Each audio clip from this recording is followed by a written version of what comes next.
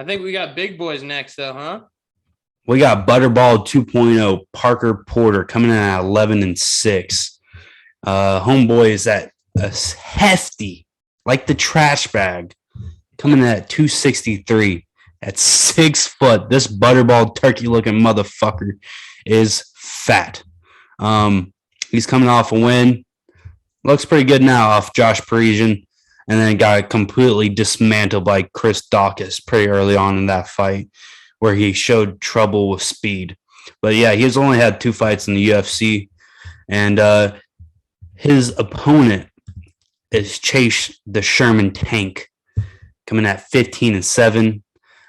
He is weighing at 251, so he has about 15-pound difference in weight, and also he has a 4-inch difference in height that coming at 6'4". This is his second stint in the UFC. He's coming off a loss to a legend, Andre Arlovsky. And before that, pretty good win over Ike Villanueva.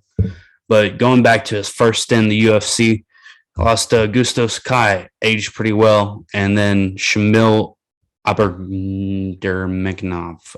Dude, these Russian names are killing me today, guys. Sorry. They always do. But also another loss to Walt Harris, which aged all right. But, Chase Sherman, pretty good, in my opinion. Zach? Yeah, I think these guys are both very mediocre is what I would say.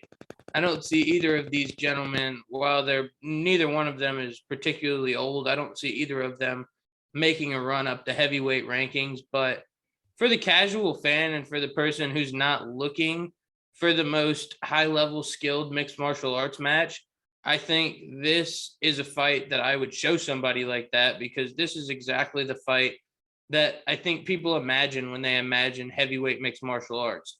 These guys are both pretty big. They're gonna touch the limit, and if they don't touch it, they'll be pretty close, both of them, to the heavyweight limit. And they're both just kind of big, plodding, slower moving guys that throw heavy hands, and neither one of them is afraid of a fist fight at all.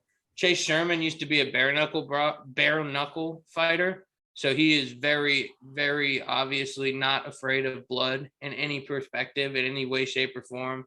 He's one of those guys that wants to get in the phone booth, fight in the phone booth, and just hope that he can hit you harder than you hit him. His chin's a little suspect. We've seen him get knocked out before, and he has a negative strike differential, meaning that he's going to absorb more than he delivers in terms of significant strikes. But Parker Porter does nothing to impress me. I think he's slow. I think Chase Sherman's going to beat him to the punch in pretty much every exchange. I don't think Parker Porter moves his head very well, and I don't think there's very much variety in his strikes. I think he throws the same 4 or 5 things, and once Chase Sherman can kind of figure out what he's gonna do, he should have the skill to get this one done here. I don't know if I'm going to take any sort of prop here. I'm just going to say Chase Sherman to get it done somehow. I once again spot on analysis, Zach. We're seeing this shit the same way this week. That's bad, because that's usually a problem. When we see shit the same way, that means we're both probably wrong. Yeah, you didn't hear that from me. I'll drink to that as well. All right, Parker Porter. He's competent boxer, definitely competent, and throwing a few combinations that look pretty crisp. I'm gonna have to say that, and hits pretty hard. Obviously, coming in like a fucking bowling ball like that. Pretty impressive.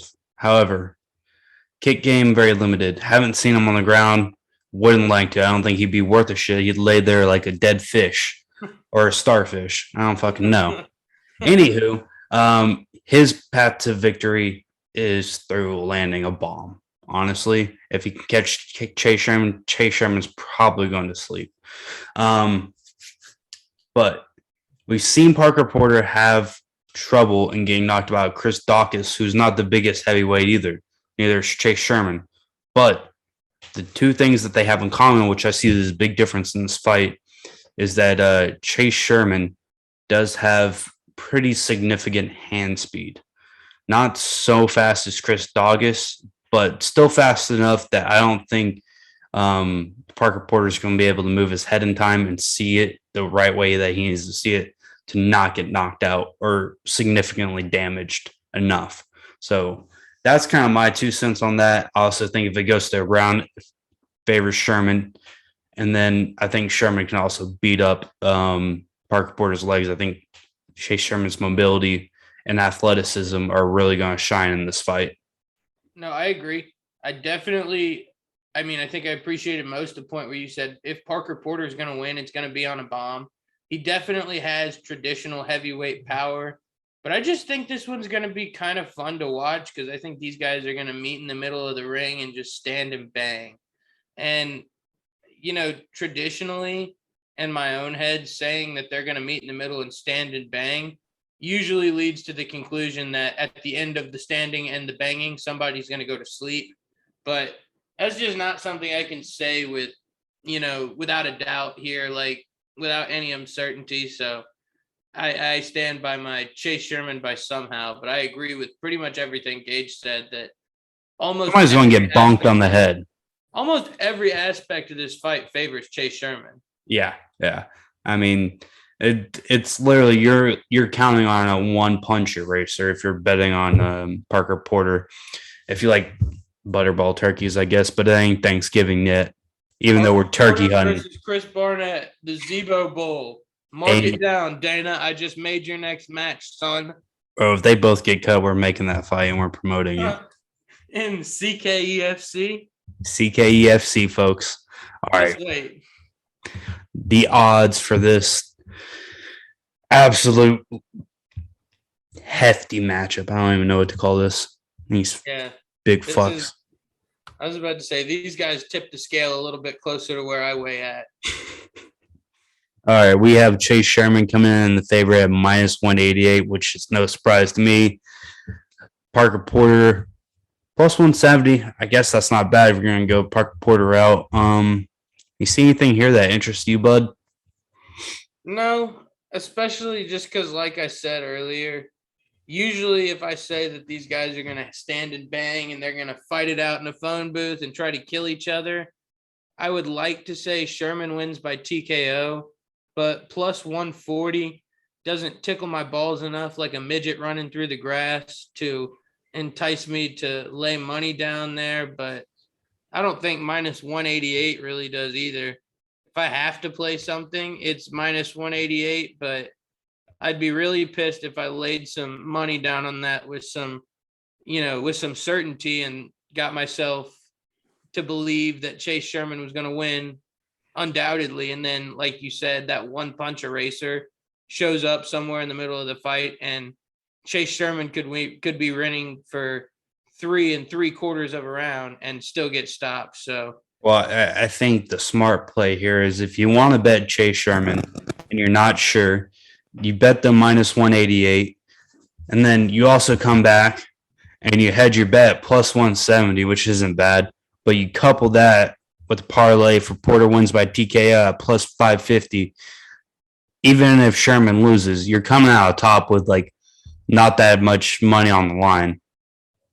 I was about to say, shit, at that point, that parlay you just made makes me almost want to turn around and try to convince people to bet on Parker Porter because that shit looks tasty, son. No, yeah. I mean, we don't see it happening that way, but that's the only way for him that he's going to win the fight. And I think we're almost certain on that.